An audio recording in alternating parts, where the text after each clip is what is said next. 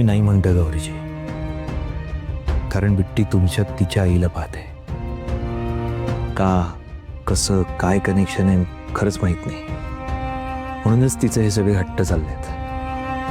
आणि तिच्यासाठी उद्याचा दिवस साधारण दिवस नाहीये. पण तिला हवा असलेला आनंद मी नाही देऊ शकत. तुम्ही काही करू शकता का? आणि तिच्या हट्टामुळे तुम्हाला सगळं करायला लावणं मला पटत नाही. सांगा ना गौरीजी, असं सगळं असताना तुम्ही वाढदिवस साजरा कराल का?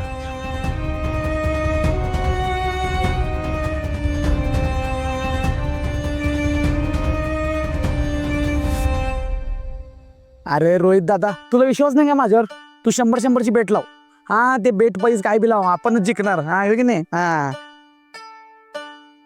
हा, अरे तू ये तर मग समोर आहे ना, मग सांगतो तुला मी बरोबर. पवन, कुणाशी बोलतोस? म्या हे आपलं रोहित दादाशी. एक मिनिट. हा दाद्या, हा ठीक आहे, तू ये, सांगतोस तुला मग. कसली भेट? अहो, मी रोहित दादाला म्हणालतो की मला 100% गॅरंटी आहे की उद्याचा वाढदिवस बिट्टी सोबत साजरा करणार आपली गौरी वहिनी. गौरीचा वाढदिवस? हो, उद्याचा वाढदिवस आहे आणि आमचा प्लॅन काम करणार.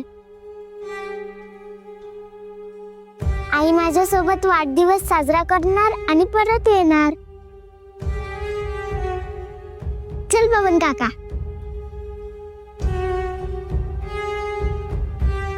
गौरी, मग उद्या बर्थडे साजरा करणार आहेस? तसं बिट्टीने विचारलंय मला. का? तिला माझ्यात तिची आई दिसते ना. नाही म्हणालीस ना तू? नाही म्हणजे तसं काही. गौरी, कशाला या सगळ्यात पडतेस? म्हणजे बिट्टी लहान आहे अजून, तिला आई नाहीये. लहान वयात आई गमावणं खूप वाईट असतं.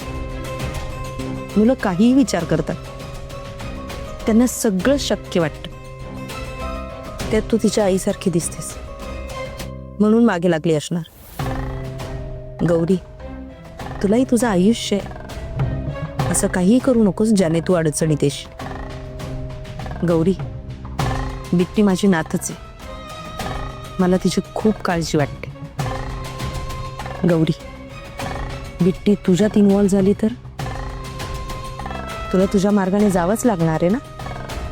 मग कळतंय का?